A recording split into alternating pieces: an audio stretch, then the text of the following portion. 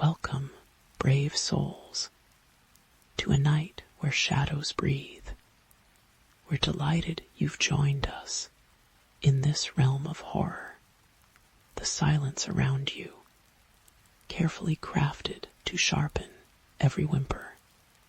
Our tales will lead you through unseen terrors.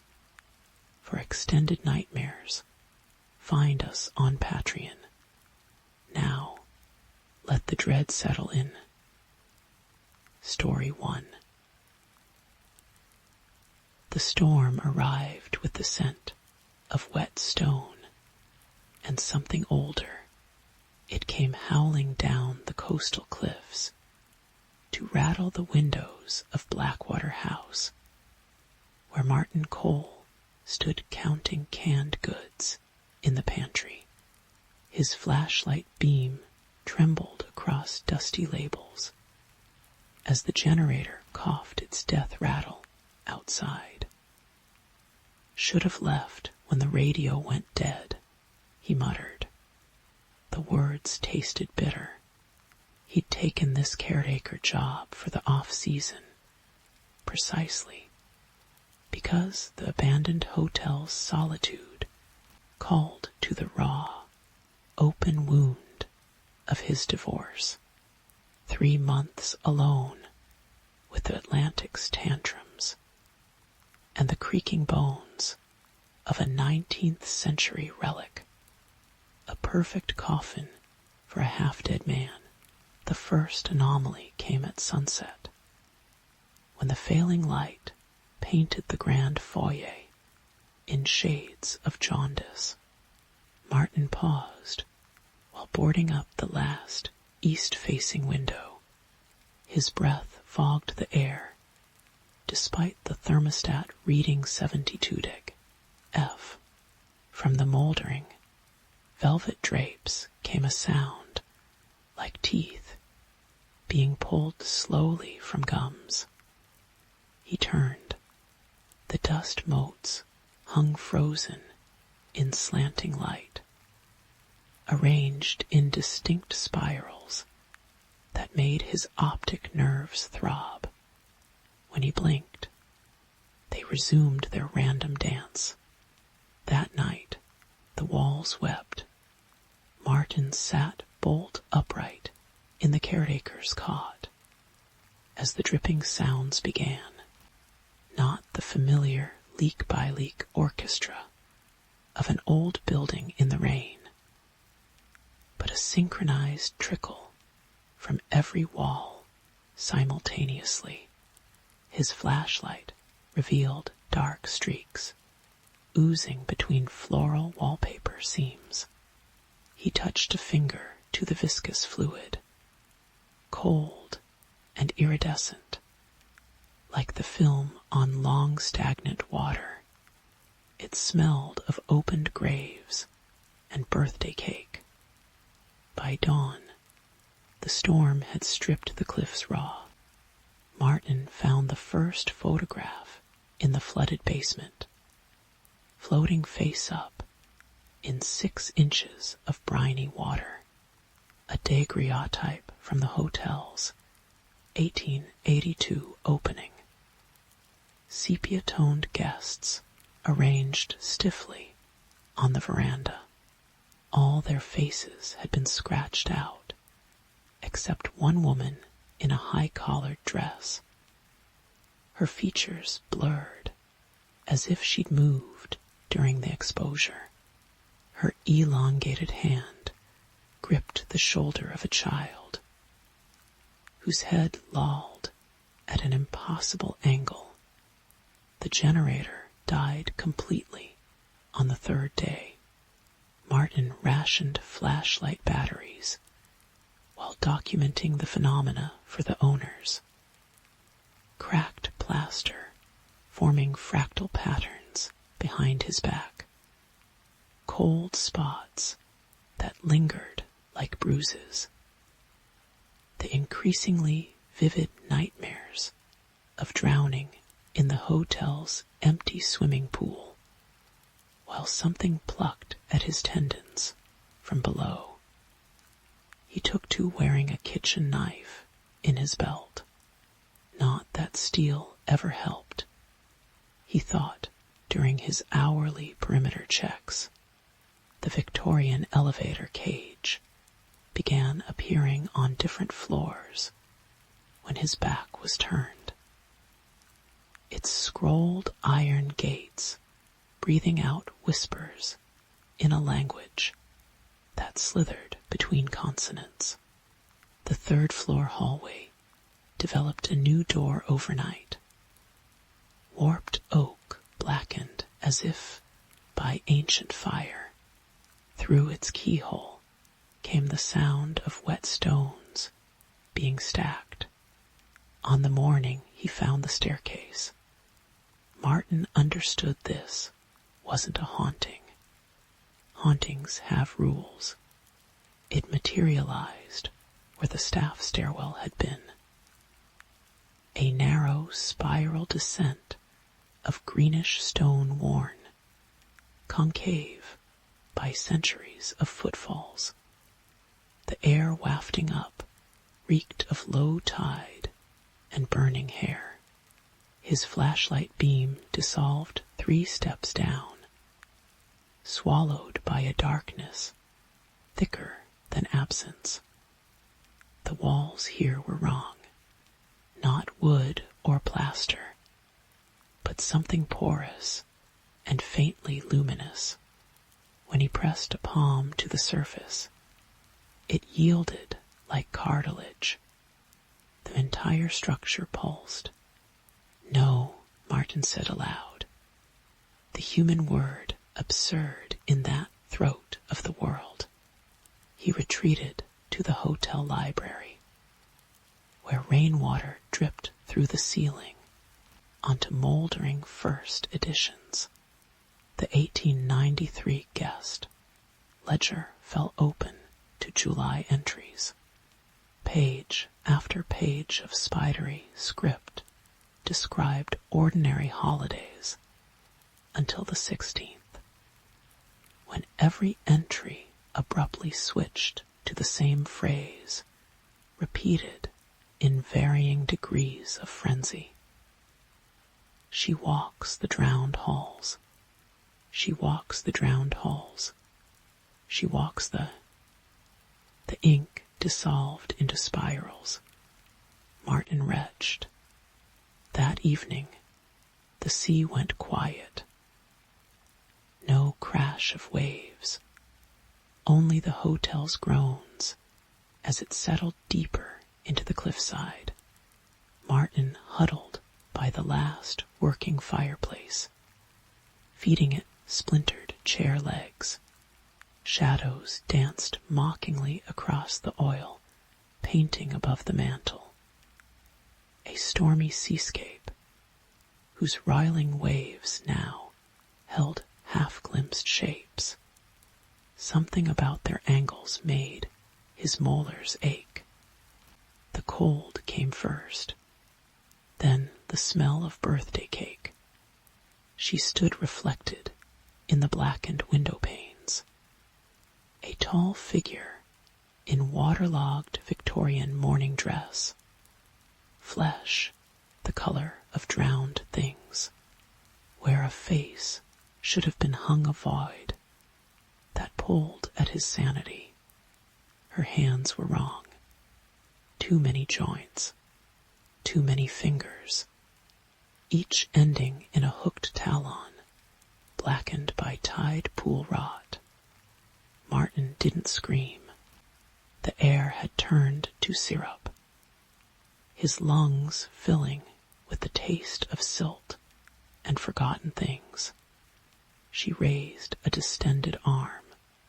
The walls erupted in weeping, brackish liquid, cascading down to pool on warped floorboards.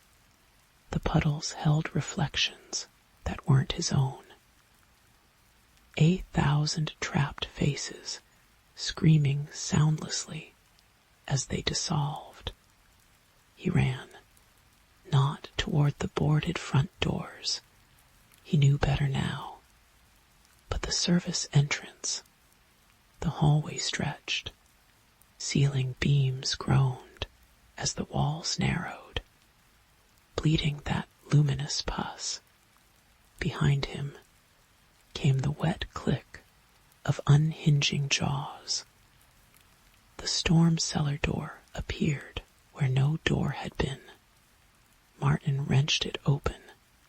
Concrete steps descended into a cavernous space where the hotel's foundation should have been. Salt-crusted chains hung from the ceiling, clinking in no breeze. The floor was covered in spiral patterns carved deep into stone, their curves pulling at his peripheral vision. And the children, dozens of them, preserved like wax figures in various states of decay, all wearing early 20th century sleepwear, all positioned in worshipful postures around a central altar stone. Their eye sockets swarmed with pale crabs. The thing entered behind him. Martin felt its presence in the sudden cessation of flies, buzzing against the single bare bulb. He turned slowly. It unfolded. Later hours, days. Martin found himself seated at the grand piano in the ballroom. His fingers moved of their own accord, playing a discordant melody that resonated with the hotel's new heartbeat. Through broken windows, he watched the moon bleed into the sea. The thing's voice, not voice, never a voice, coiled through his mind, showing him truths that scalded like ice. Blackwater House had always been here, the hotel merely a barnacle on its flesh, the storm a beckoning finger, every caretaker for 140 years, now part of the foundation. Their memories dissolving into the walls to feed the endless hunger below. The children, so many children, kept it sleeping. Mostly, Martin played as the first tendrils breached the floorboards. Slick appendages covered in blinking mollusk eyes. They caressed his ankles with lover's tenderness. In his mind's eye, he saw next season's caretaker arriving. A middle-aged woman fleeing chemotherapy bills. Saw her finding his journal with its increasingly deranged entries. Saw her deciding the mold spores must have addled his brain. The piano keys fused to his fingers. Martin began to laugh. Above him, the ceiling peeled open like a flower blooming backward, revealing infinite stars arranged in spirals that sang of the void between worlds.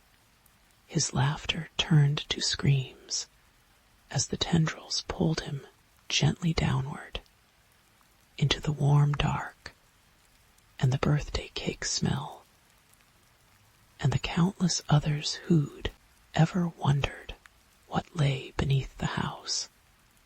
By dawn, the storm had passed. The cliffs stood pristine, the hotel's boarded windows intact.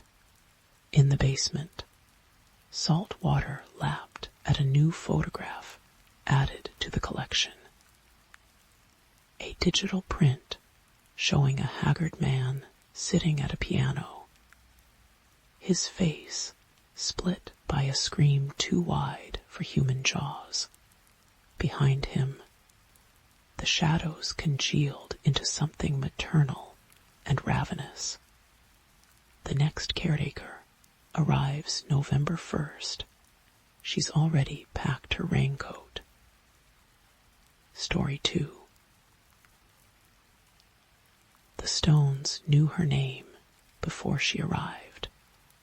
Clara had only meant to clear out her mother's cottage, a quick trip to Harrow's Hollow, sell the property, sever ties to this damp smear of a village huddled between granite cliffs and hungry tides. But the key didn't fit. When she shouldered open the warped oak door, the smell stopped her cold.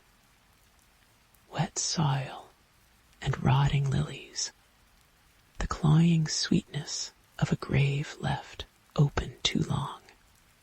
Her mother's journals waited in the hearth, stacked like kindling.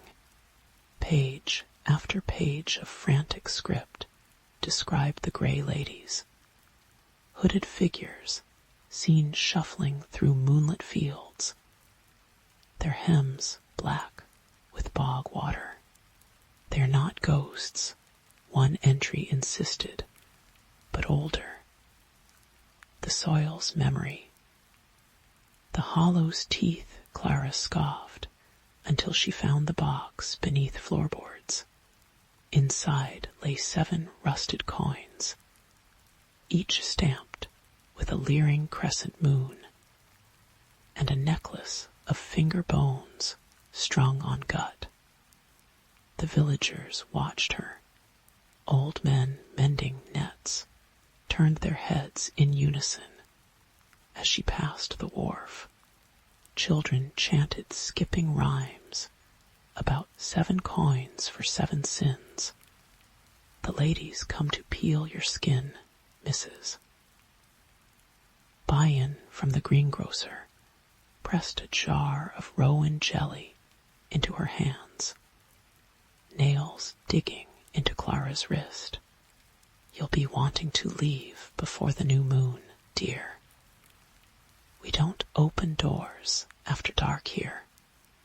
That night, Clara dreamt of hands pushing up through the mattress.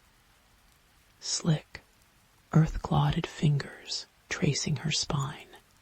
She woke to 3 mud footprints drying on the floorboards. The chapel records confirmed it. Every 40 years since 1583, Harrow's Hollow recorded 7 disappearances.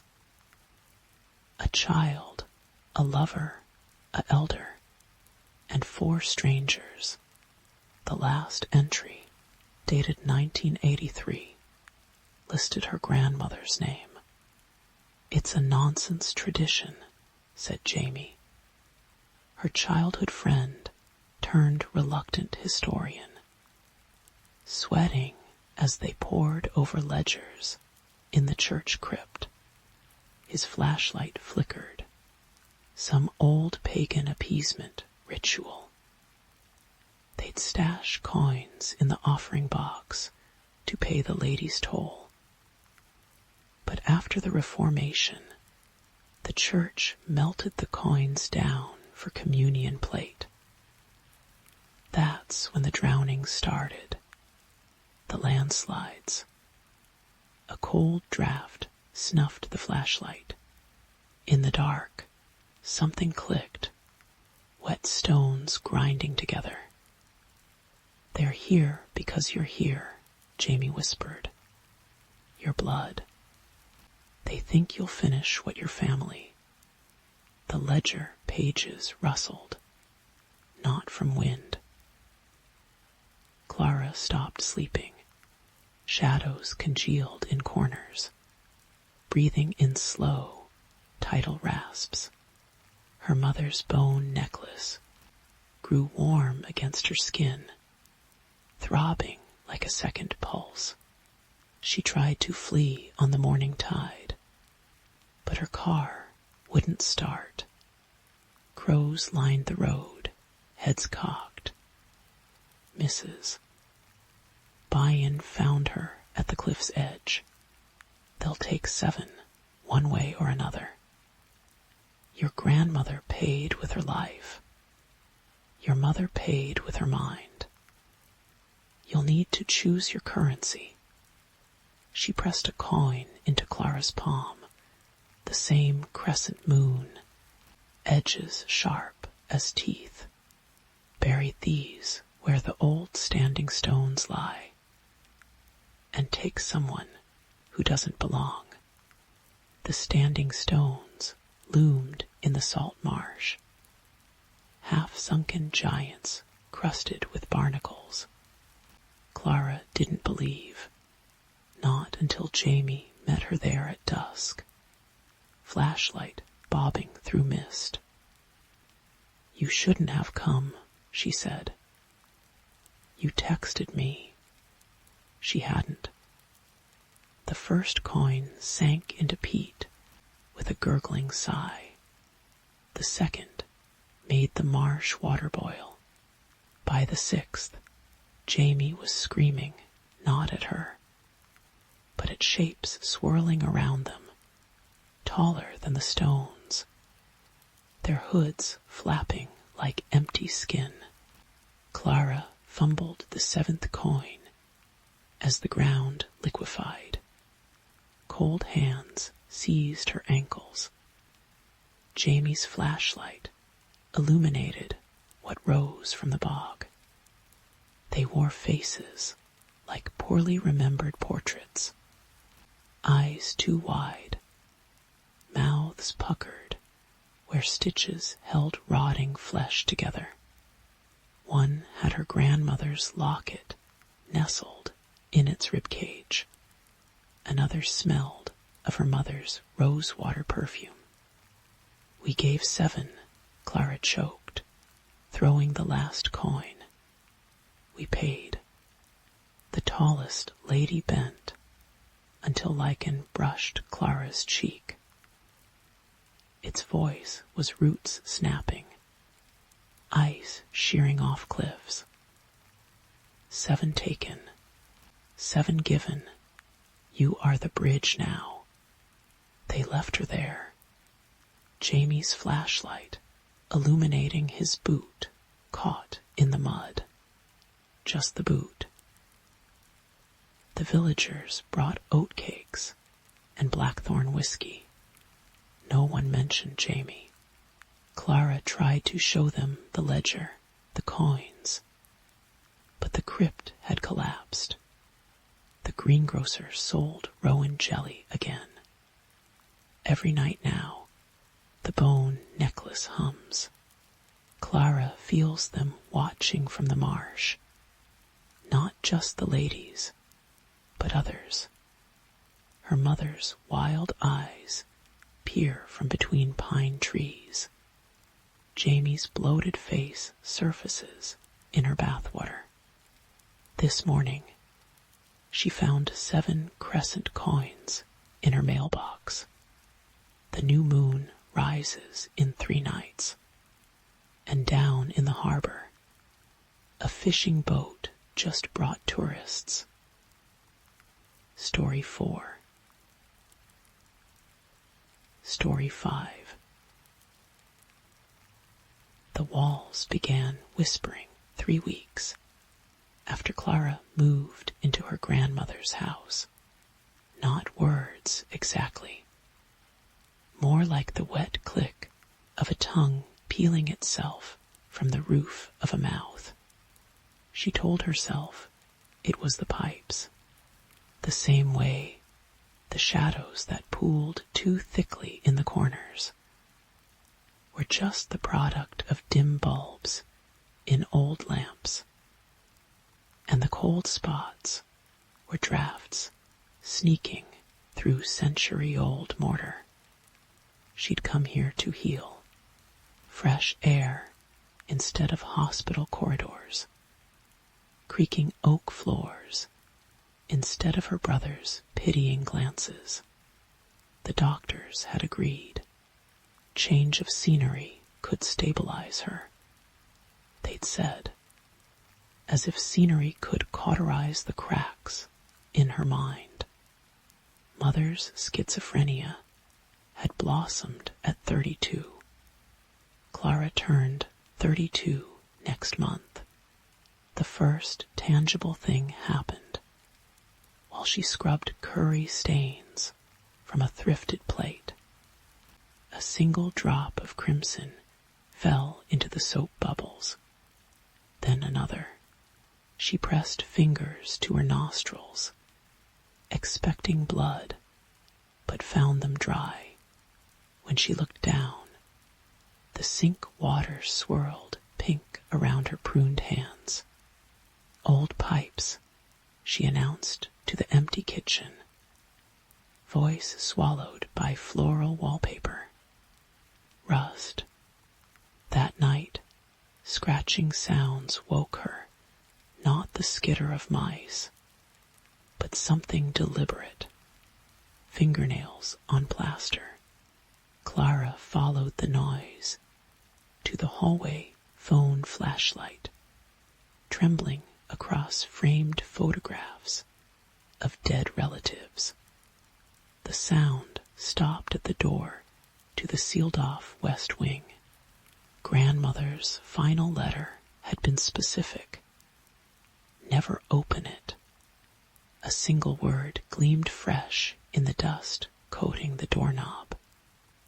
Open. Clara slept with all the lights on. The journal surfaced while she cleared the attic for a painting studio. It lay tucked inside a moldering bassinet. Bindings split like old skin.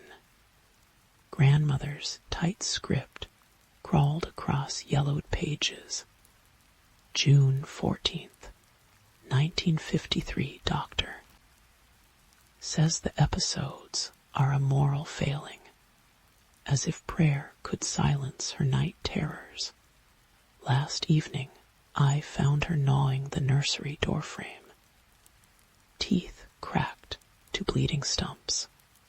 She claims the other girl told her to do it. September 1st, 1953. The noises have moved inside the walls. She speaks to them through the heating vents.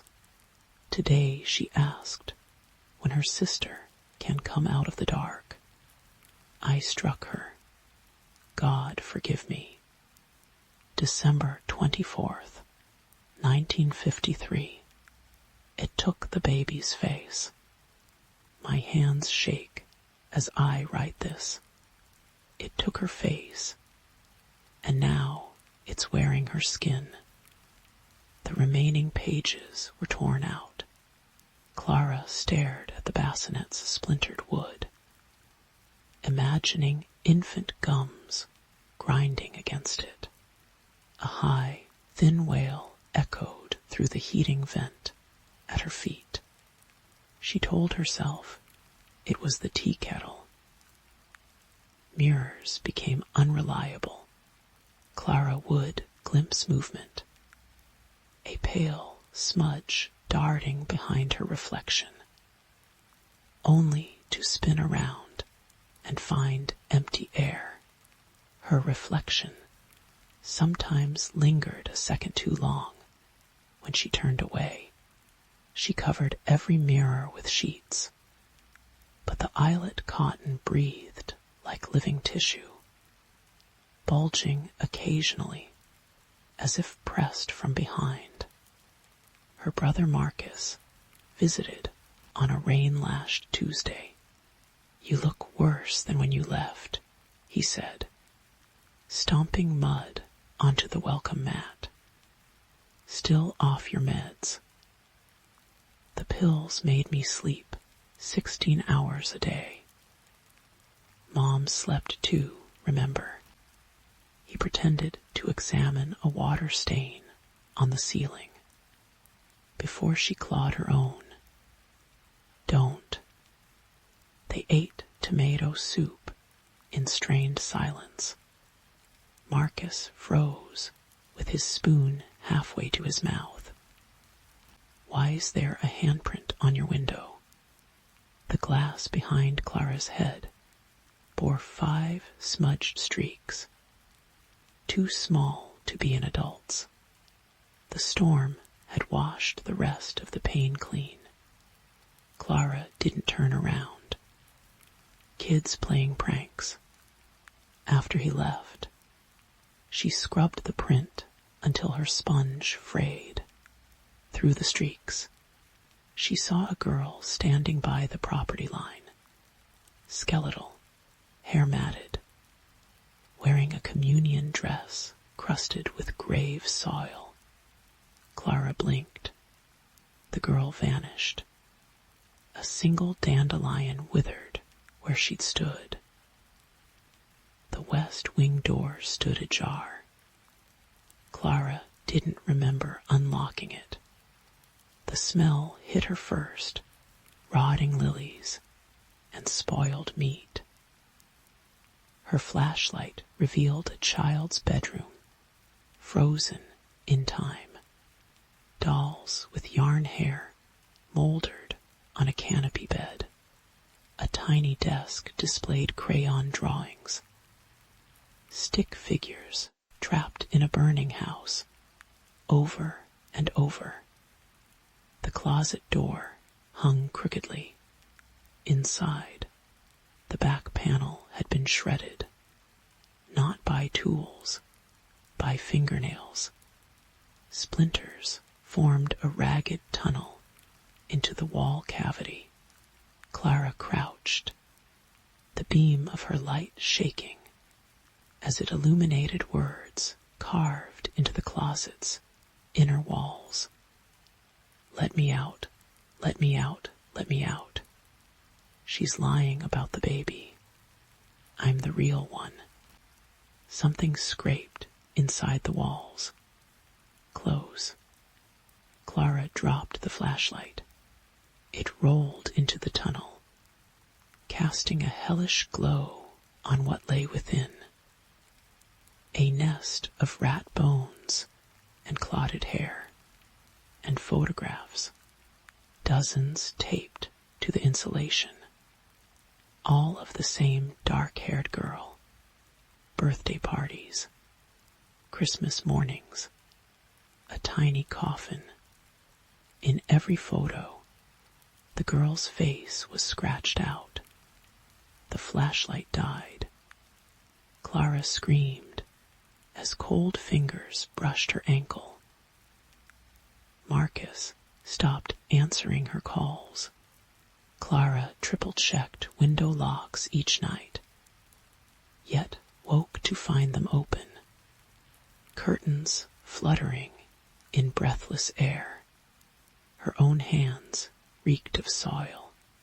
One morning, she found bloody crescents under her fingernails and a shovel leaning against the back porch.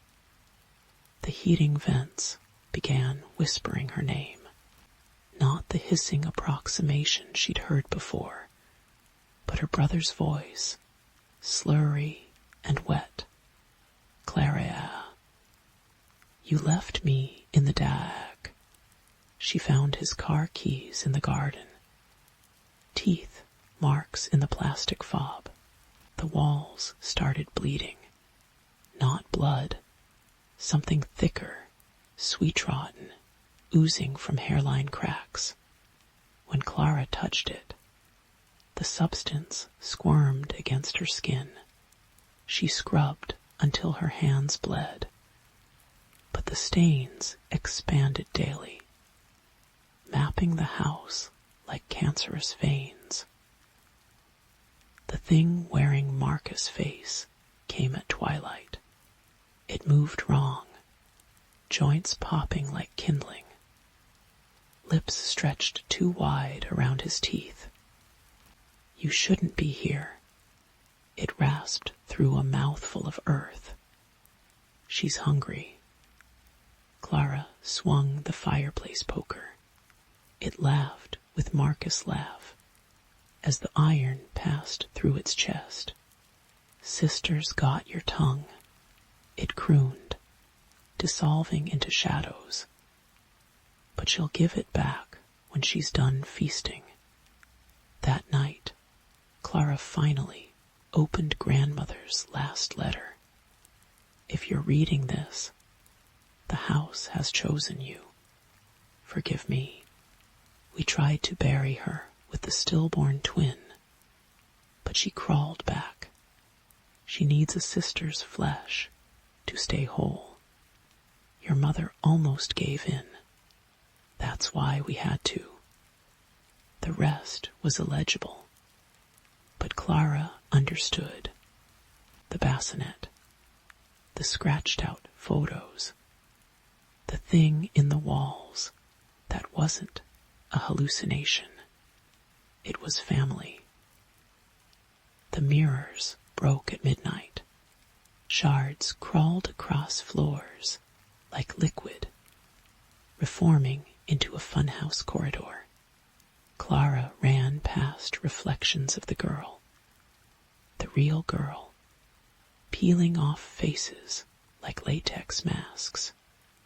Mother's face, Marcus, her own. The West Wing closet yawned before her. Inside the wall cavity, the nest pulsed. Tiny bones clicked together, forming a skeletal hand that beckoned. The vents chorused were the same blood and bone. Let me in. Let me in. Let. Clara plunged into the tunnel. Insulation fibers tore her skin. She crawled past generations of discarded trinkets. A locket with mother's initials. Marcus' childhood teddy bear. Until the passage opened into a hollow space inside the master bedroom wall. A small skeleton crouched there, fused to the studs by hair and scar tissue, its jaw unhinged. Grandmother's voice spilled out. You finally came home. Clara scrambled back, but the nest held fast. The skeleton's fingers skittered up her arm. Don't you recognize yourself? It crooned through grandmother's lips, then mother's, then Marcus. All the women in our family end up here. Feeding her. The last thing Clara saw, before the walls swallowed her, was the birth certificate taped above the skeleton. Mother, Eleanor Voss. Child, Clara Voss. Child, Clara Voss. Someone had stamped deceased over the second entry. When the police came weeks later, they found the house spotless. No stains, no tunnel, no bones. Just a woman's corpse curled inside a bassinet. Mouth stretched around a scream no one could hear. Cause of death, dehydration. Self-neglect, the coroner said. Textbook psychotic break. The new owners renovated the West Wing. Their daughter loves her nursery. She's always giggling at something in the walls. Story 6. Story 7. The walls breathed. Clara pressed her palm against the floral wallpaper. Once cheerful yellow roses, now the color of jaundiced skin, and felt the slow expansion beneath the peeling seams. 3 weeks ago, she chalked it up to the house settling. 2 weeks ago, she'd blamed the medication. Now, as her fingertips sank into the damp plaster like it was living tissue, she understood the truth. The house was digesting her. It had seemed a sanctuary after the miscarriage. a 19th century Victorian with leaded glass windows, listed for a song because no one wanted the quirky layout, quirky as indoors, that opened into brick walls and staircases, leading to crawl spaces filled with mouse skeletons. The realtor hadn't mentioned the cold spots that clung to her ankles like spectral leeches, or the way the second-floor hallway stretched an impossible 3 feet longer each night. You're isolating. Her sister Emily had warned during their last video call. Clara watched pixels of Emily's face stutter on the screen, her voice lagging half a second behind her lips. Come stay with us. This grief, it's making you imagine things. But Clara knew what she'd seen in the medicine cabinet mirror that morning. Her reflection blinking a fraction too slow, its smile lingering after hers had faded. She'd stopped the antidepressants cold turkey when the ceiling started weeping. Thick, salty droplets that left her pillow stiff as a scab. But the visions only worsened. Shadows pooled in corners like spilled oil, coalescing into shapes that dissolved when she reached for the light switch. Whispers seeped through the heating vents, always just beyond translation. The worst was the scratching. It began inside the bedroom wall the night she found the first photograph. A sepia-toned girl of 8 or 9, standing rigid in a lace-collared dress, her eyes scratched out with what looked like a nail. Clara had discovered it tucked behind a loose baseboard while searching for the source of the damp, fungal smell that no amount of bleach could eradicate. Now the scratching came nightly, rhythmic and deliberate. Scritch, scritch, scritch, like someone carving words into plaster. There's no one there, she chanted on the 4th night, knees drawn to her chest as the wall bulged inward. The room smelled of turned earth and copper. The doctor said stress, hallucinations, grief manifesting, perfectly normal. Her phone buzzed. Emily again. But the text blurred into nonsense symbols. When Clara tried to call back, the line spat static that coalesced into a child's giggle. She hurled the phone across the room. It vanished before hitting the floor. On the 7th day, she found the door. It wasn't on any blueprint. This narrow sliver of oak, hidden behind the master bedroom's wainscoting. The knob turned with a scream of rust, revealing a staircase that reeked of spoiled meat.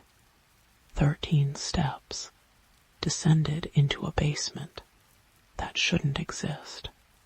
Clara's flashlight beam trembled over stone walls, weeping black fluid. Chains hung from the ceiling, their manacles crusted with brown stains. In the center stood a wooden chair, its seat gouged with claw marks, and the photographs, hundreds of them, plastered over every surface. The same girl in every frame, her face progressively more mutilated. In the final image, only her mouth remained, stretched wide around a silent scream. Clara. She spun, light scattering across a figure in a lace-collared dress. The girl stood at the base of the stairs, eye sockets crawling with centipedes. You let them bury me in the walls, she hissed, black fluid dripping from her teeth. Now we'll wear your skin together. Clara fled upstairs, but the house fought her. Floorboards warped into quicksand. Doorways sealed themselves. When she finally burst onto the porch, dawn light revealed the truth. No Victorian, just a collapsed ruin overgrown with poison ivy. Rotting timbers jutted like broken ribs. The front door hung by a single hinge, revealing the cellar where emergency crews had found the bodies in '83. A family of 4, their faces chewed off, their killer never found. Hallucination, Clara whispered, digging her nails into her palms. Sleep deprivation, PTSD, but her hands came away sticky with the house's black fluid. The ruin before her flickered, becoming whole again.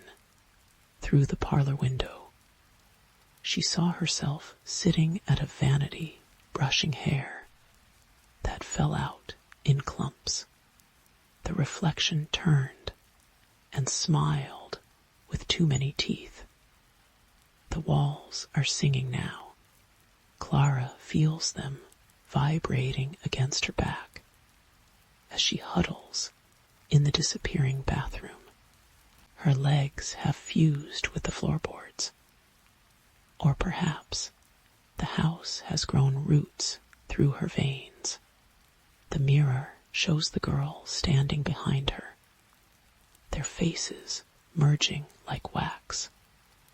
SHHH, the girl whispers, her breath reeking of open graves. Almost time. In the walls, the scratching grows louder. Clara's own voice joins the chorus, screaming from somewhere inside the plaster. She claws at her ears, but her fingers pass through her skull like smoke. The last thing she sees before the walls close in is the photograph materializing on the floor. A new addition to the collection. It shows the Victorian, pristine and lovely. 2 figures wave from the porch. A woman in a rotting sundress, and a little girl with centipedes spilling from her smile. Down in the cellar, the scratching stops. Fresh words gleam wetly on the chair's splintered wood, carved by fingers that are not quite Clara's and not quite the girl's. We keep each other warm. Story 8. The hollowing. The first whisper came on the wind. As Clara Marsh unlocked the rusted gate of her great-uncle's farmhouse, 3 syllables, vowel-less and guttural, like stones grinding in a throat. She paused, keys biting into her palm, and stared at the overgrown yard. Goldenrod swayed in the September breeze, their yellow heads bowing toward the collapsed remains of a barn. Nothing moved but the weeds. "Hello," she called. Her voice sounded small against the vast Iowa sky. Clara had inherited the property 6 weeks prior. after the last surviving relative she'd never met coughed his way into a pauper's grave. The realtor's email used phrases like fixer-upper and investment potential. But the photos told the truth. Peeling clapboards, sagging porches, windows boarded shut like closed eyes. Yet here she stood, a freelance editor fleeing Chicago's rent hikes and panic attacks that left her clawing at subway tiles. Desperation, she was learning, made a person brave. She found the source of the whisper on her third night. It began with the cold, a wet, marrow-deep chill that pooled in the downstairs bathroom. Clara discovered it while brushing her teeth, her breath pluming as she spat mint foam into the cracked sink. The room's single bulb flickered. Shadows congealed in the corners. And there, just below the sound of spitting water, came that grinding hum again. KRRRTHKSSS. She followed it to the medicine cabinet, behind a bottle of iodine dating to the Truman administration.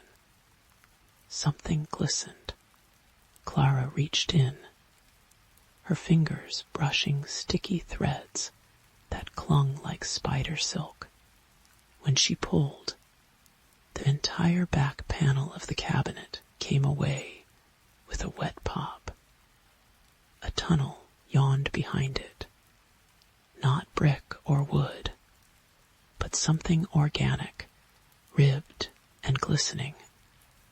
The walls pulsing faintly as if breathing. The smell hit her then. Loam and rotting meat, the iron tang of blood.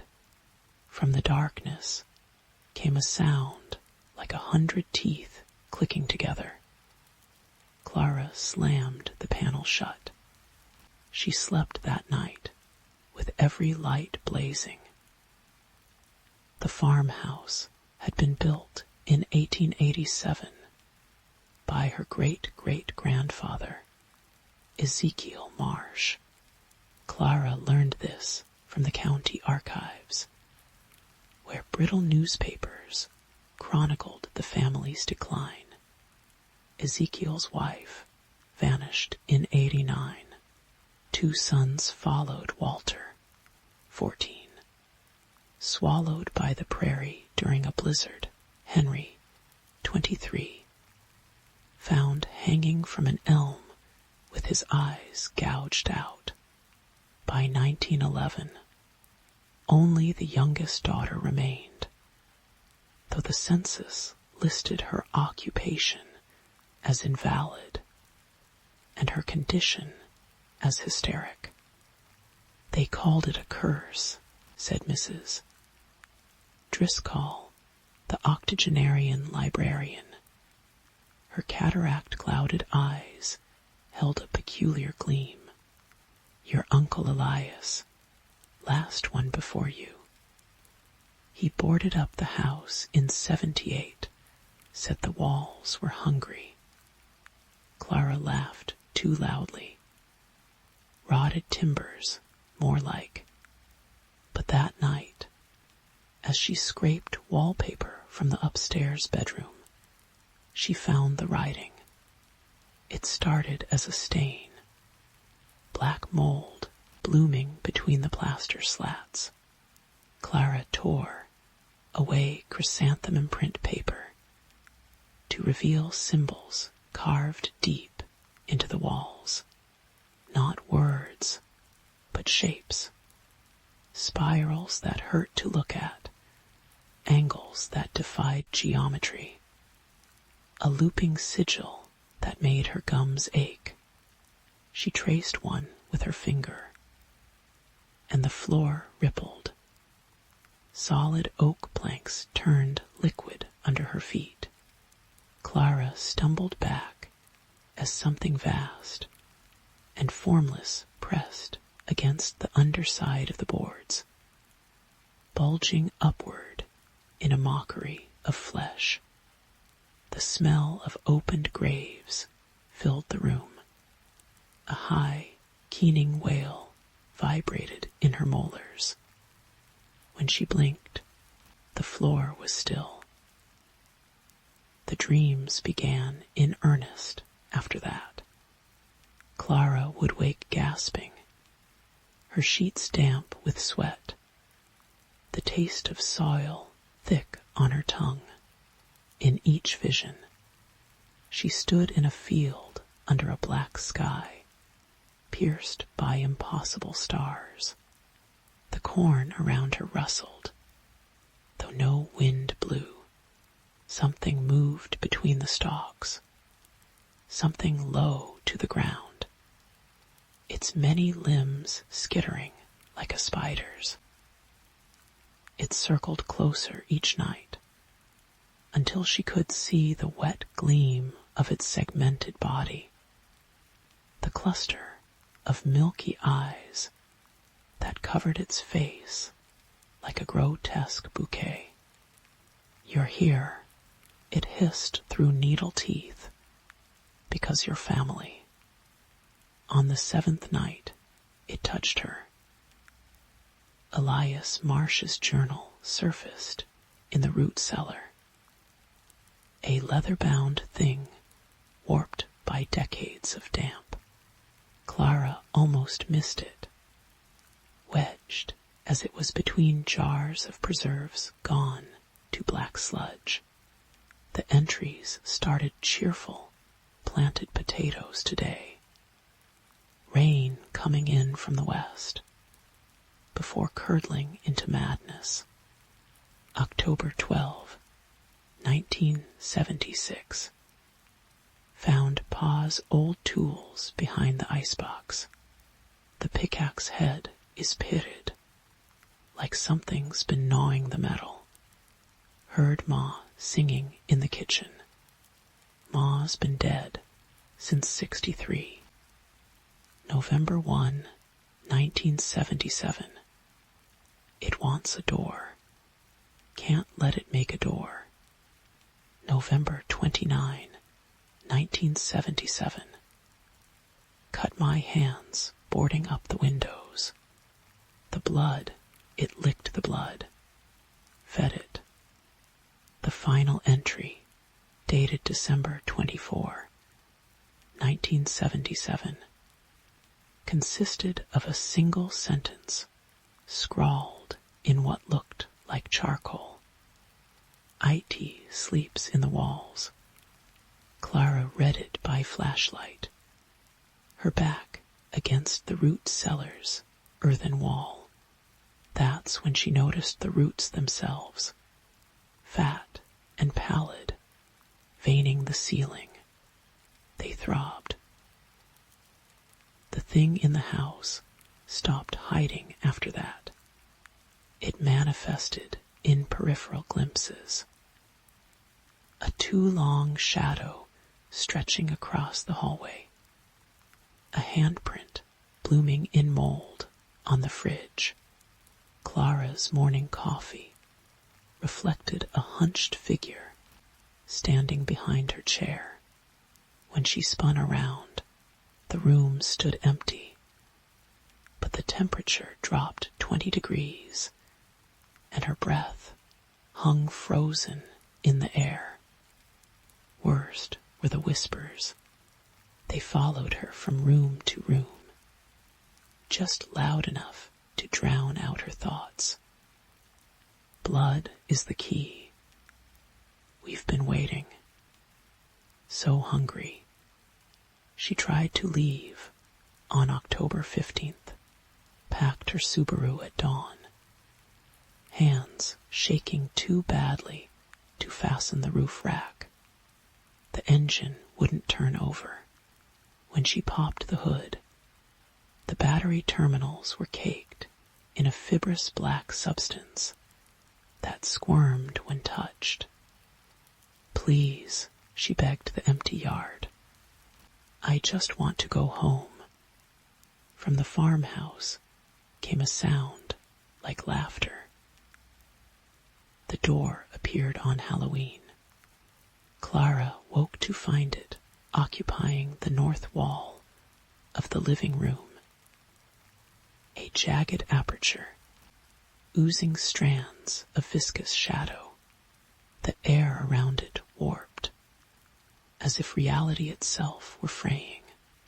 Cold radiated from the opening, colder than winter, colder than death.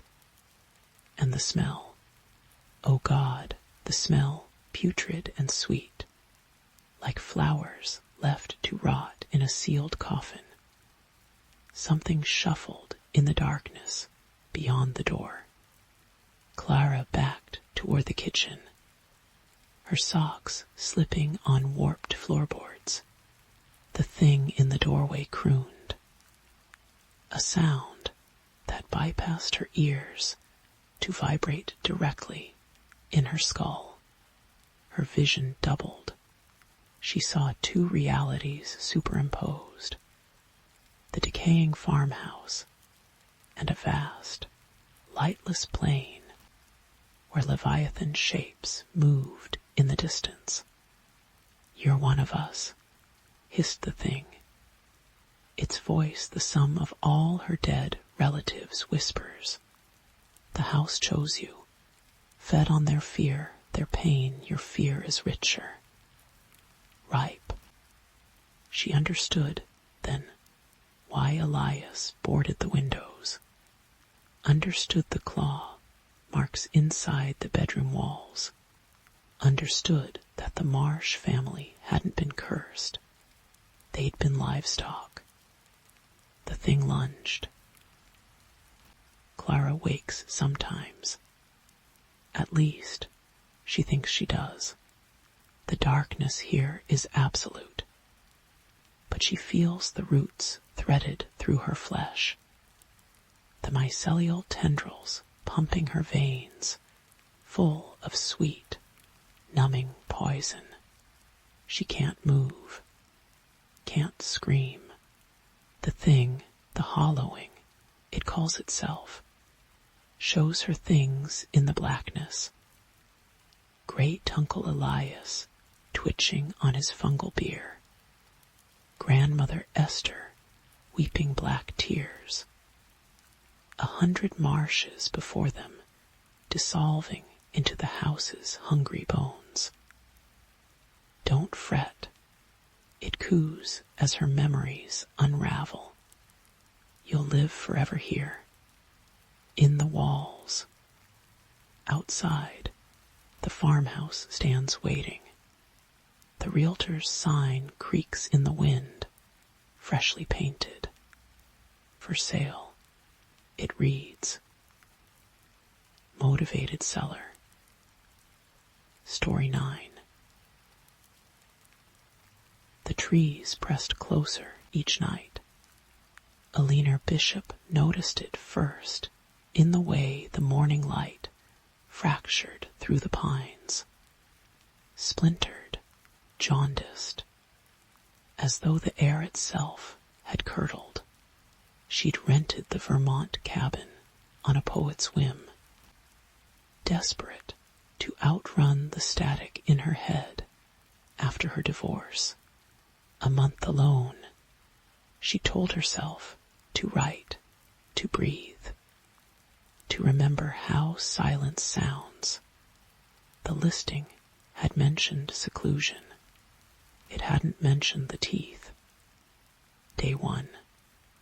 The key hung from a rusted nail beneath the porch. Alina dragged her suitcase over warped floorboards. The cabin exhaling a sigh of damp cedar.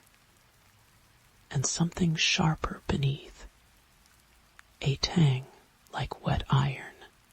The single room felt both claustrophobic and cavernous, its log walls groaning as she lit a fire.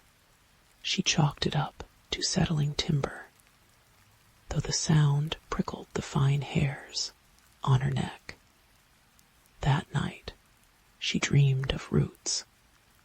Day 3. The forest had no birds. She realized it midway through her hike, pen hovering over her notebook. No chatter, no wings, only the creak of trunks shifting in a wind that never touched her skin. The trail she'd blazed the day prior, now looped in impossible spirals. Ferns bending away from her boots as though repelled. When she returned, a single sentence marred her notebook's blank page. IT wakes. Her handwriting. She didn't remember writing it. Day 5. The whispers began at 3:07 a.m. A susurrus of syllables just beneath the fire's crackle. Alina lay rigid in the narrow bed, clutching her grandmother's crucifix. The shadows on the ceiling twitched, not with the flame's rhythm, but in slow, undulant waves, like kelp in a black tide. She counted breaths until dawn. In daylight, she found the cellar. The trapdoor hid beneath a moth-eaten rug, its iron ring icy to the touch. The stairs groaned under her weight, the air thickening with the smell of turned earth and spoiled meat. Her flashlight beam trembled across stone walls, etched with symbols that squirmed when stared at directly. At the room's heart stood a table, its surface mottled with dark stains and deep gouges. Above it, nailed to a beam, hung 9 rusted hooks. Each held a clump of matted hair. Day 7. The trees were closer. Alina measured it. 20 paces from porch to tree line yesterday. 18 today. The pines loomed skeletal, their needles glinting unnaturally in the October light. She tried to leave. The jeep wouldn't start. Her phone, even charging, showed no signal. That night, she drank red wine and hurled the empty bottle at the woods. It didn't shatter. The trees caught it, branches curling around glass like tendons. Day 9. She found the journal buried beneath the kindling pile. October 12th, 1987. They told me the last caretaker vanished, but I see him sometimes, in the corner of my eye. He's hanging from the hooks in the cellar. His mouth is full of soil. He tries to warn me, but the roots are growing through his throat. The entry ended mid-sentence. Alina flipped faster, pages crackling like old skin. November 1st, 1987. It wants a song. I won't give it words. I won't. Blood smeared here. Undated. The handwriting now jagged, frantic. The hollow has no eyes, but IT watches no tongue. But IT sings IT is the root, the sap, the stone IT is the gap between heartbeats do not name. IT do not. The final page stuck to its neighbor. Alina peeled it free. A single tooth fell into her lap. Day 11. The fire wouldn't light. cold seeped through the cabin's logs, a marrow-deep chill that misted her breath. Shadows pooled thicker in the corners, congealing into shapes that bent too many joints. Eleanor huddled beneath every blanket, her own heartbeat loud as a drum. At midnight, the cellar trapdoor slammed open. Something scraped up the stairs. She pressed her back to the wall, crucifix raised. As the sound paused at her bed's edge, the blankets reeked suddenly of loam and decay. A hand no, a branch no. A hand brushed her ankle. Bark-skinned fingers fusing with flesh at the wrist. She kicked, screamed, lashed out with the flashlight. The beam illuminated the ceiling. Hundreds of faces stared down, fused with the wood grain, mouths stretched in silent screams, eyes puckered knots, cheeks flowing into beams. Her own face stared back from above the hearth, half consumed by sap. Day 13. The cabin's walls pulsed. Eleanor clawed at the logs, splinters embedding under her nails. Let me out. She shrieked at the grinning faces in the grain. The door wouldn't budge. The windows reflected only forest, though she'd smashed the glass. Outside, the trees formed a solid wall, their trunks fused together by veined membranes that throbbed wetly. She retched into the sink. The water from the faucet ran clotted and dark. Day 15. The whispers coalesced into a voice. Sing, it hummed through the floorboards, the rafters, the roots beneath her feet. Sing the oldest song. Eleanor's lips moved without permission. Her tongue felt fat, woody. I don't know the words. Yes, the forest sighed. We know. Her notebook lay open, every page now brimmed with her handwriting. Poems she didn't remember writing, odes to the hollow, to the dark between stars. Her fingers ached. Underneath her nails, thin white roots sprouted. Day 17. Her teeth began loosening.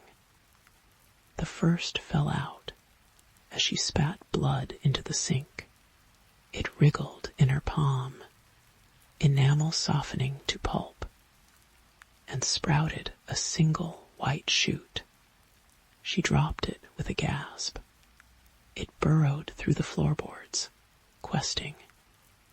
The faces in the walls chittered. Day 19. She tried to burn the cabin. The match hissed against the strike pad, flared, died. Again, again. The fireplace lay cold. The logs veined with something that glistened when split. Eleanor collapsed laughing. The sound too high, too wild. Her reflection in the shattered window grinned back with blackened gums and eyes like knot holes. Almost, whispered the hollow. Day 21.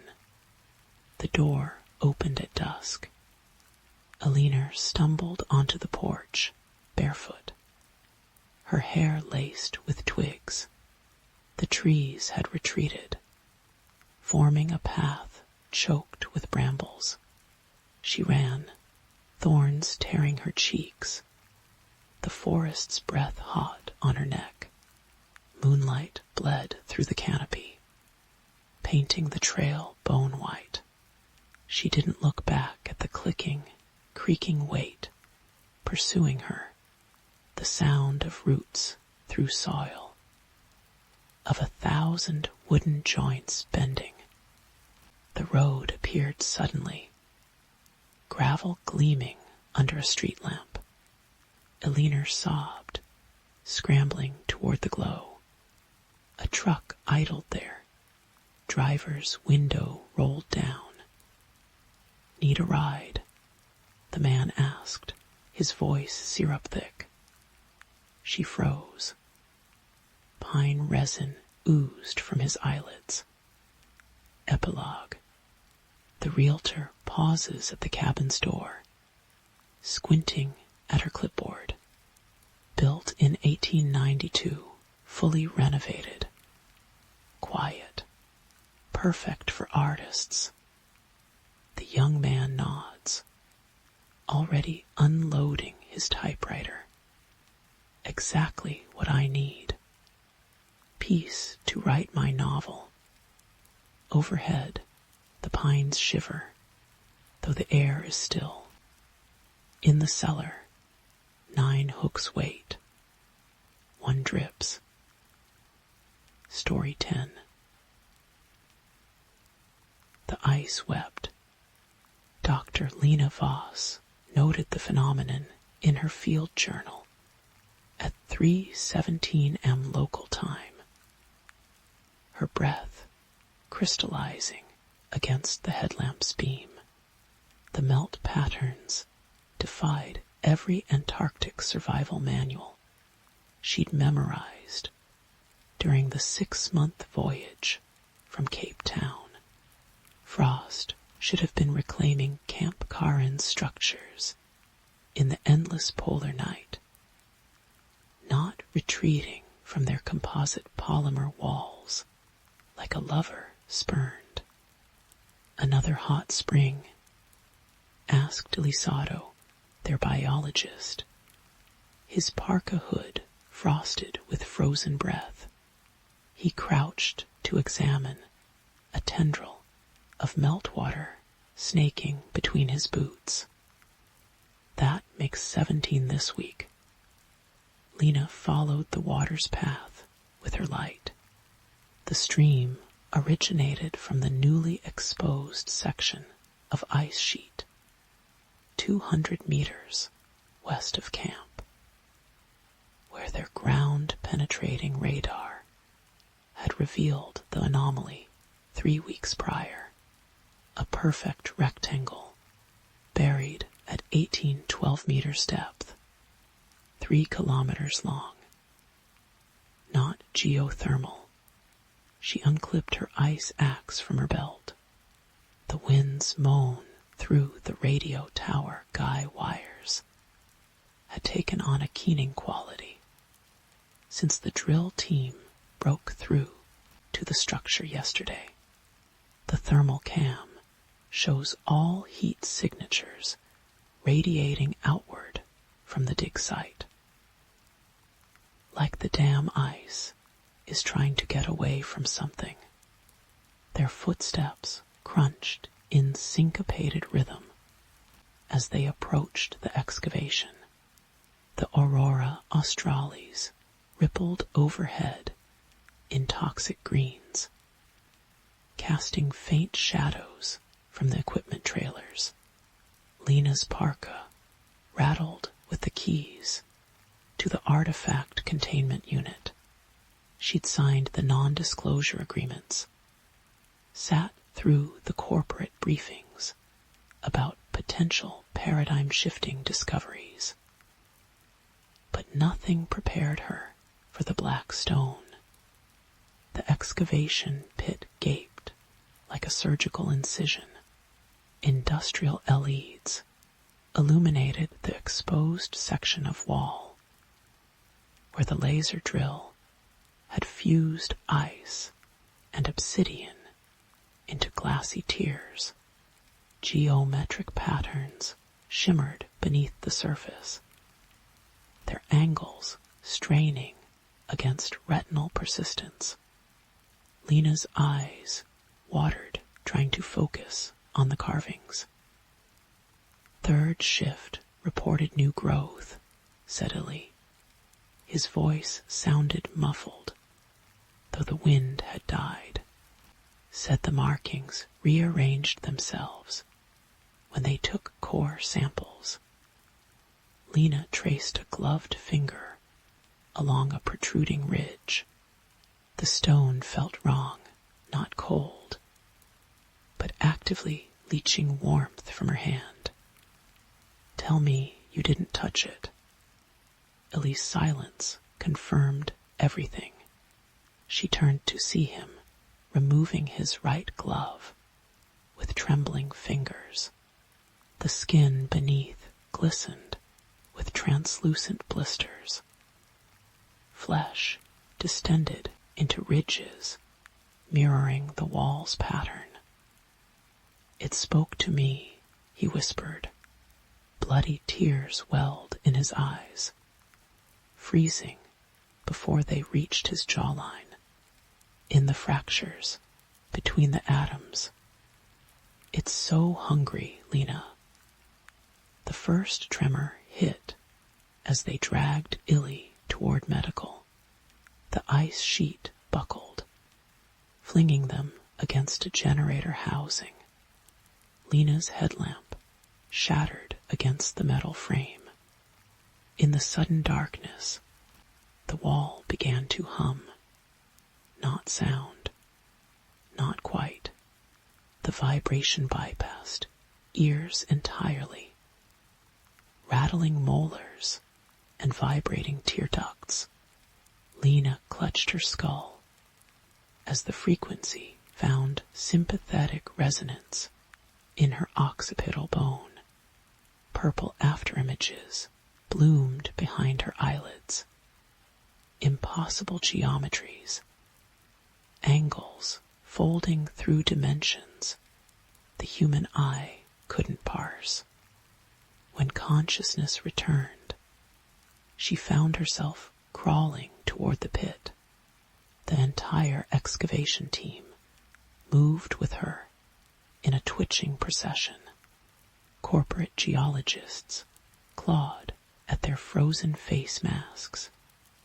Engineers dragged broken legs across the ice, all pulled toward the now glowing wall like iron filings to a magnet. The stone had split open. A staircase spiraled downward, its steps carved from the same impossible material. The walls bled, not liquid, but a viscous blackness that absorbed light and weight and hope. Lena's radiation badge chirped a warning as she passed the threshold. The dosimeter maxed out at 500 MSV before dissolving into molten plastic. Down. The air thickened with each step, pressing against eardrums and retinas. Lena's headlamp died. The darkness became a physical presence. Cold fingers probing her nostrils, slipping between lips parted in panicked breaths. She tasted copper and static, and the sharp tang of cosmic microwave background radiation. They emerged in a chamber that defied orientation. Walls curved upward and downward simultaneously. The floor rippled like water beneath their boots, yet supported weight. In the center stood a pedestal holding a single artifact, a polyhedron with facets that shifted when not directly observed. Corporate linguist Mara Bada reached for it first, her PhD in dead languages. couldn't parse the symbols flowing across the surfaces, but her fingers moved instinctively the moment skin touched stone. Her pupils dilated to eclipse the irises. "It's a prison," she whispered. Blood trickled from her left ear. "The universe, a prison, and we're not the prisoners." The walls screamed. Not the stone, the space between atoms, the quantum foam underlying reality. Lena fell to her knees as the chamber revealed its true nature. An infinite array of cells stretching in every direction, each containing civilizations frozen in mid-scream, humanoid figures with too many joints, bioluminescent gas clouds, machines built from folded spacetime, all trapped in the moment of their species, apotheoses. The polyhedron unfolded. A shape flowed into the chamber, not a body, but the absence of bodies. A conceptual void given sentience. Lena's mind shattered against its edges. She understood suddenly and completely that every human achievement, every war and poem and child's laughter, amounted to less than a single hydrogen atom in the Andromeda galaxy. The entity didn't notice them any more than a hurricane notices dust mites. Mara laughed. The sound cracked teeth. She began carving symbols into her forearm. With a shard of black stone were the lice on the jailer's coat, the mold in the cracks. They let us fester because we can't possibly matter. Ellie's body chose that moment to rupture. His mutated arm tore free of the parka first. Fingers elongating into chitinous probes. The blisters spread, flesh bubbling into iridescent scales, when he opened his mouth to scream.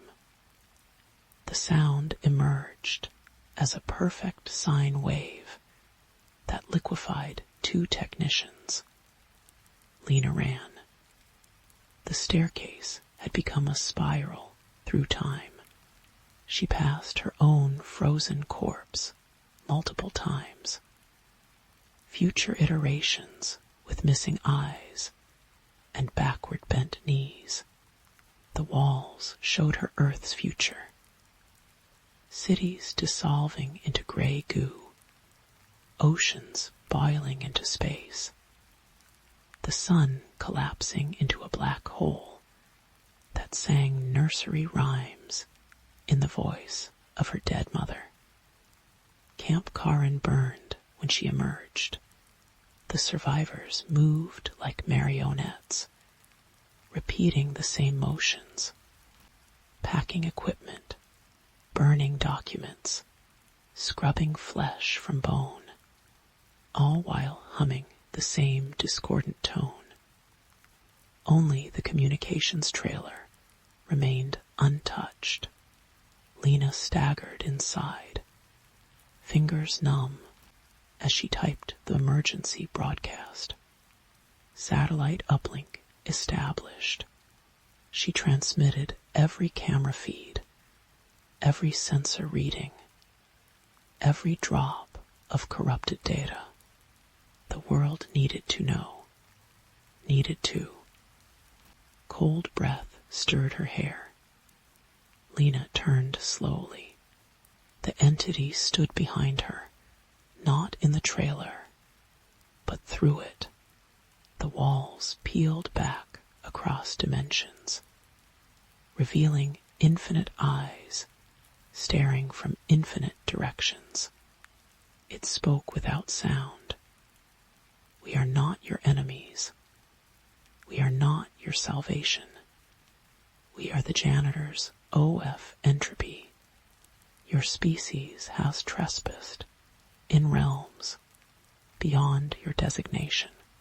This will be corrected.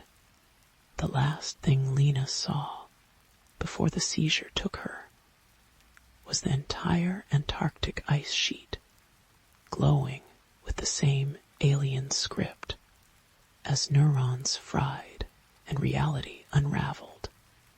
She finally understood the joke. Humanity had never been the protagonist of the story, not even the antagonist, merely a typo in an appendix of the cosmic ledger, already being redacted. Epilogue. The rescue team found Camp Karin empty, all structures intact, computers wiped clean, thermoses still warm. Deep in the ice cave, a single polyhedron sits untouched. Its surface flickers with new symbols no living human could decipher. Satellite imagery shows the Antarctic coastline shifting, subtly at first, then with increasing urgency, as if the entire continent is crawling northward. In a Tokyo maternity ward, 12 newborns simultaneously open their milk blue eyes. Their first cry harmonizes into a perfect fourth. Nurses swear the heart monitors display non-Euclidean patterns, and at 3:17 am local time, across every time zone, sensitive radio equipment picks up a signal from deep within the Earth's mantle. It's not a warning, not a threat, a receipt. Story 11. The walls breathed. Alice noticed it first on the 12th night in the new house.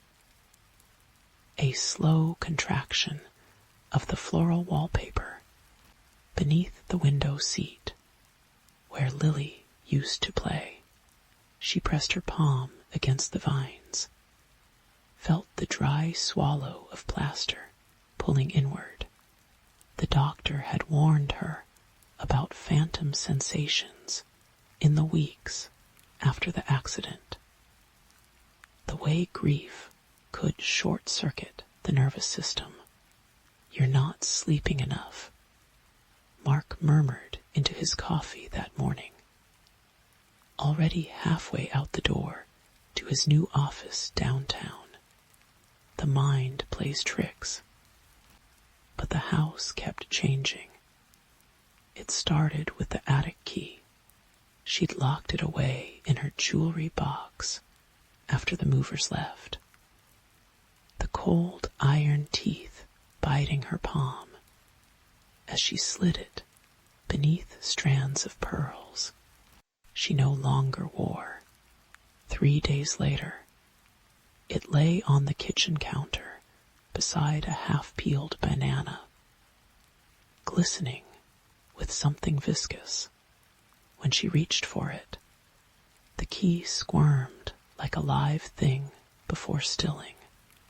Mark found her scrubbing her hands raw at 2 a.m., the sink overflowing with pink-tinged suds. Stress, he said, steering her back to bed. You need to rest. His fingers left faint bruises. The laughter began on the 17th night, muffled and wet, as though someone were giggling through a mouthful of wet cotton. It came from the heating vents first, then the space between walls. Alice tore up carpets, pried loose floorboards with a butter knife, until splinters wedged under her fingernails. She found nothing but mouse droppings and a single small shoe, left foot, size toddler 5, crusted with dirt. Lily had been wearing pink sneakers when the car stopped. She buried the shoe in the backyard, beneath the willow tree, its branches sagging like a mourner's shoulders. The soil sucked at her hands, warm and pulsing. When she came inside, the shoe sat drying on the radiator, warped leather steaming. Mark stopped coming home for dinner. Deadlines, he texted, though she heard feminine laughter in the background once, bright and clear, not like the wet chuckles in the walls. Alice drank boxed wine from a plastic tumbler and watched the shadow in the corner of the living room deepen. It had a shape now, something crouching. Its 2 long fingers curled around knees, drawn up to where its chin should be. The security cameras she installed showed only empty rooms, but her phone filled with motion alerts between 3:03 and 3:07 a.m. Every morning. On the 23rd night, she found the photographs. They were tucked behind the medicine cabinet mirror. Faded Polaroids of a girl in a yellow sundress, standing at the foot of the attic stairs. 1972, 1988, 2001. Same dress, same missing front tooth. Alice's reflection rippled as she flipped to the last photo. Dated the day they'd moved in. The girl faced the camera now, eyes gouged out with what looked like a fingernail, her smile stretching wider than any child's mouth should. The attic door creaked open that evening. Alice climbed the stairs on hands and knees, the wood groaning a familiar protest. Lily racing up to her playroom. Plastic dinosaurs clutched to her chest. The smell hit first. Spoiled milk and burnt hair.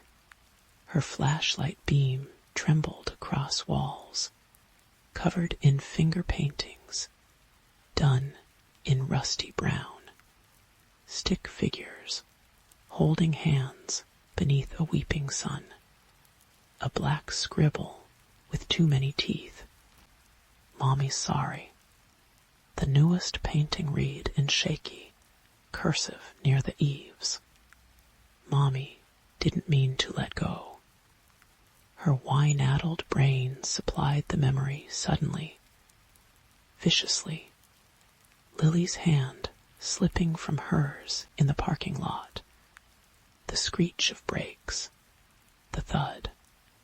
The paramedics asking if she'd been drinking. Mark's face when the blood test came back clean. Something crunched beneath her knee. Dozens of plastic dinosaurs lay scattered across the floor. Their bodies melted and twisted as though held to a flame. Alice scooped up a stegosaurus, missing its tail. The vinyl still warm. The flashlight died. You weren't supposed to remember. The voice came from everywhere, from the floorboards, from the hole in her chest where Lily had lived. The shadow stood in the far corner now, its elongated fingers brushing the ceiling. Alice realized with dawning horror that its proportions matched her own. The slope of its shoulders, the cowlick in its tangled hair. "We've been waiting," it said through her mouth.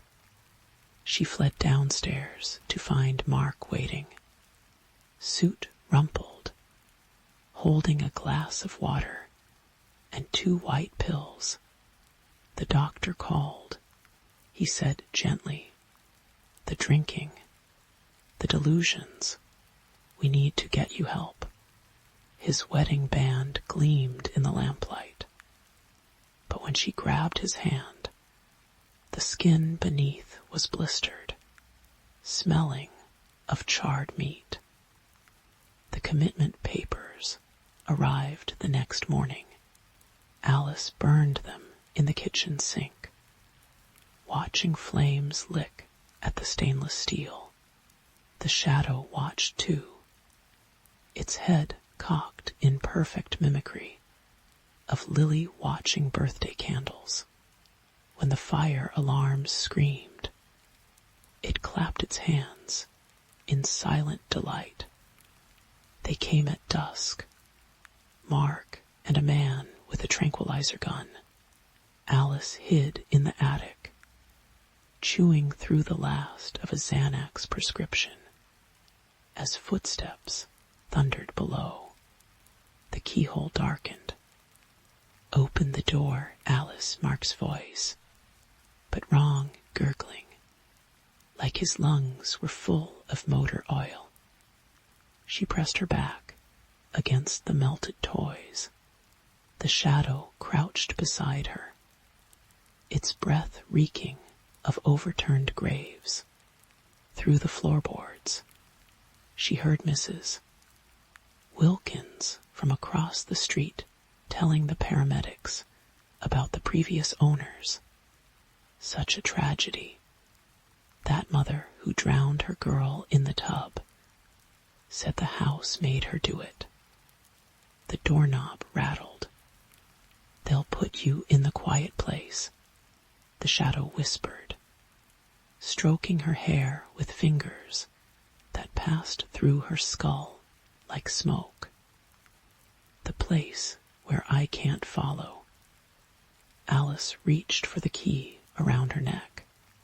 It had fused to her skin somehow, the iron blistering her collarbone.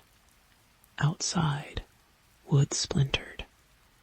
"Let me in properly," the shadow begged, its voice shifting Lily's lisp, Mark's baritone, the wet chuckle from the walls. "Let me stay, and I'll make it stop. I'll make her stop." Flashlight beams cut through the dark. The shadow dissolved, reforming behind the advancing men. A puppeteer pulling invisible strings. Alice saw the exact moment it slipped into Mark's body. His pupils swallowed the blue of his eyes, and when he smiled, his molars oozed black tar. "There you are," it said with his mouth. The tranquilizer dart took her in the thigh. As consciousness faded, Alice saw the attic walls peel back like rotten skin, revealing endless corridors hung with photographs of screaming mothers and their half-eaten children. The shadow held her hand all the way to the ambulance, its grip leaching the warmth from her bones. They shaved her head at the institution. The orderly says it's for her safety, but Alice knows better. The shadow needs room to grow. She feels it squirming beneath her scalp at night, feeding on the lithium, and the screams from the woman in room 12. Sometimes, when the moon bleeds through the barred windows, she sees the other patients, shadows detach to gather at her door. They bring offerings, tooth fragments, strips of mattress stuffing, a dead sparrow. Mark visits every Sunday. His new cologne can't mask the stench of decay. Today he brings lilies, waxy white things that drip black sap onto the visitation room floor. When he leans close, she sees the thing inside him peering through the cracks in his smile. They're letting me take you home tomorrow. It whispers through his collapsing throat.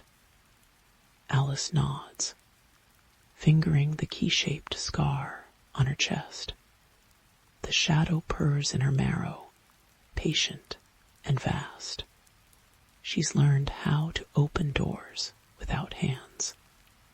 In the corner of the room, a little girl in a yellow sundress waits.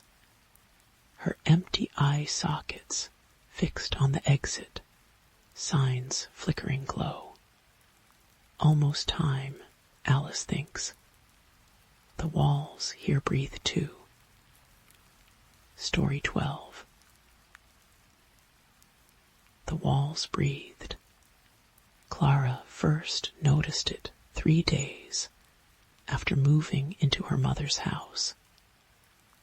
A subtle expansion and contraction in the peeling floral wallpaper behind the sofa where Mother had died. She told herself it was the wind in the ducts, the sigh of an old Victorian settling into its bones.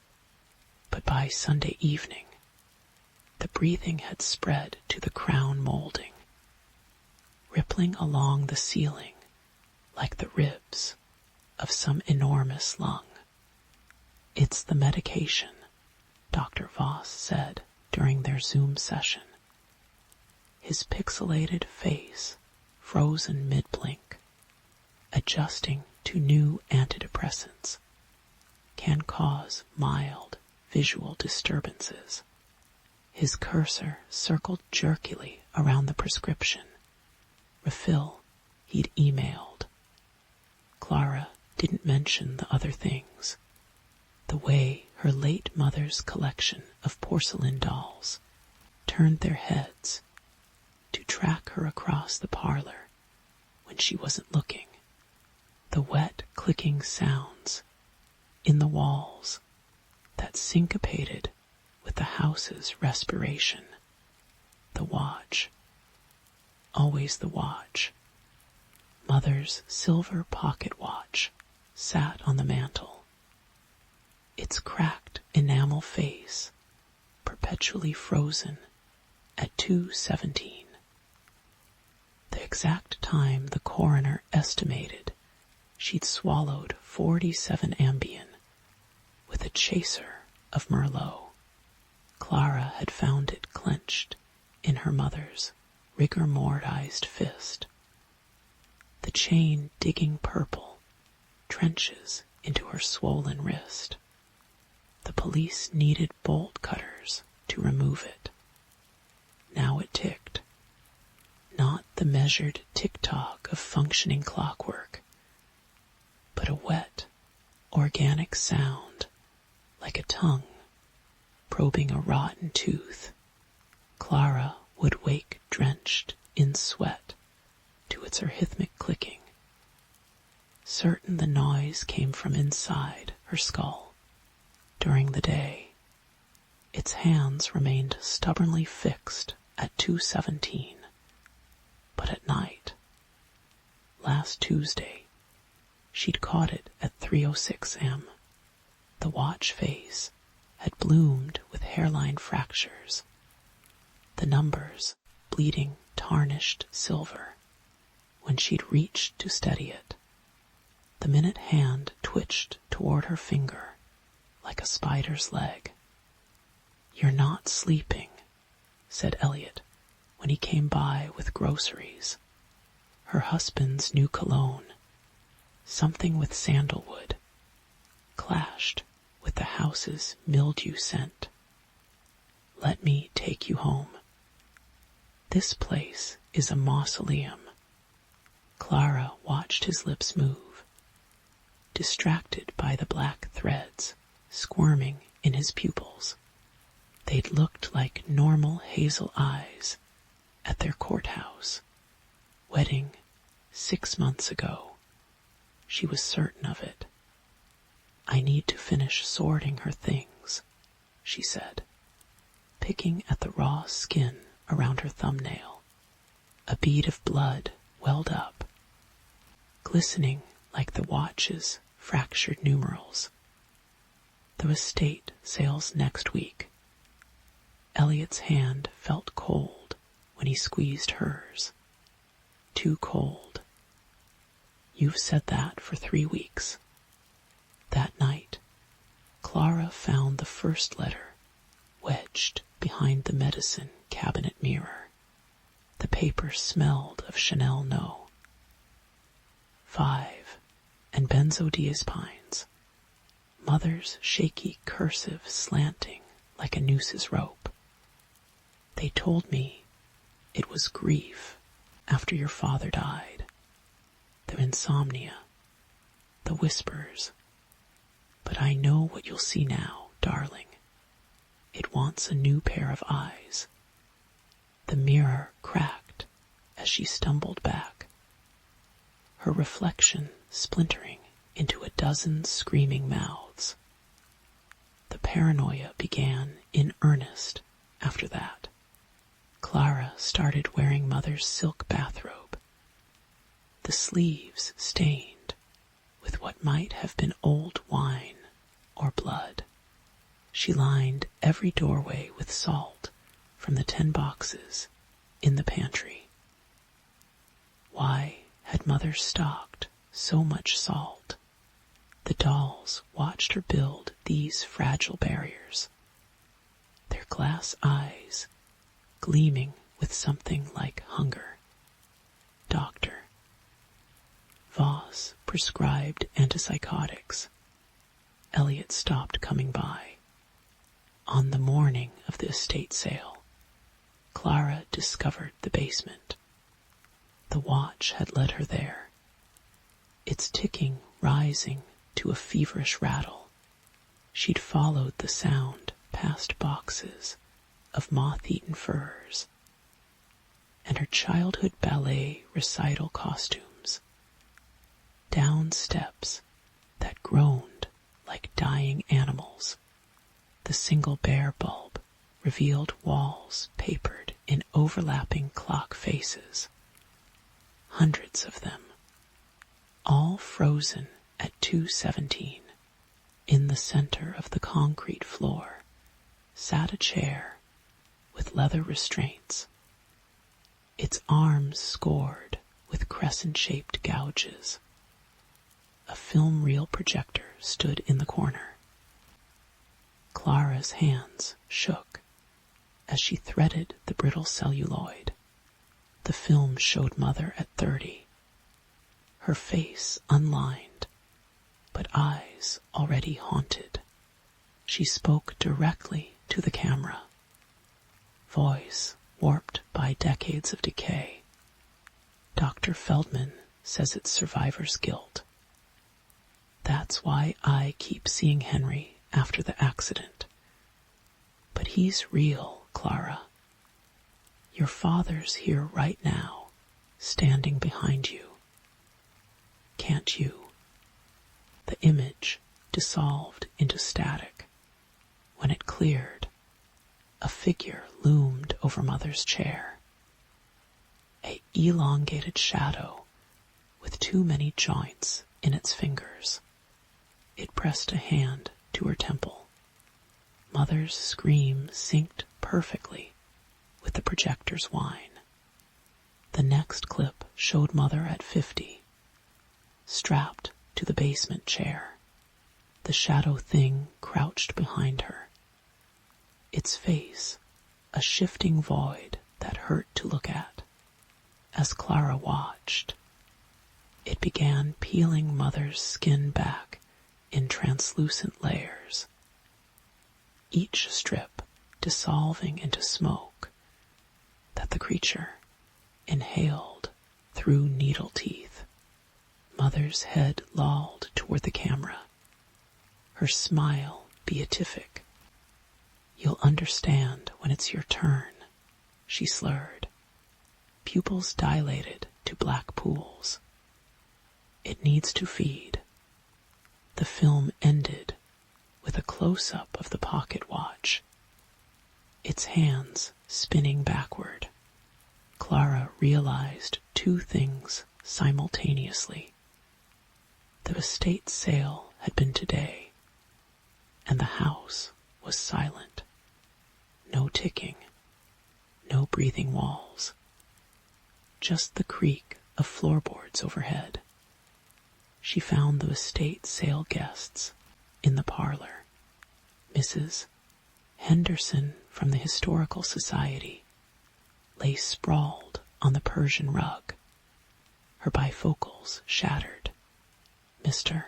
Torres, who'd appraised Mother's antiques, crouched in the corner chewing his own fingers. 6 others stood frozen mid-scream, their eyes and mouths stitched shut with silver thread that matched the watch chain. The dolls were gone. Clara backed into the hall while burning her throat. The pocket watch waited on the bottom stair, its face now a gaping mouth full of tarnished gears.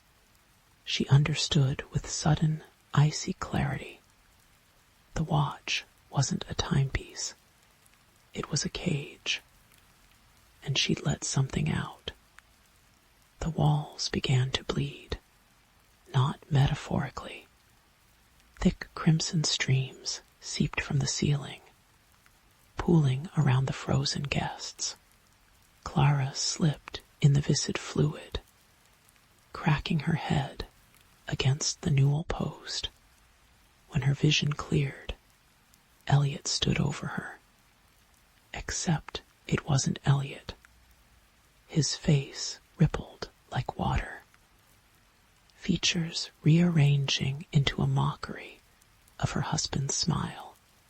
The thing wearing Elliot's skin held the open watch in one hand, its chain coiled around his wrist like a vein.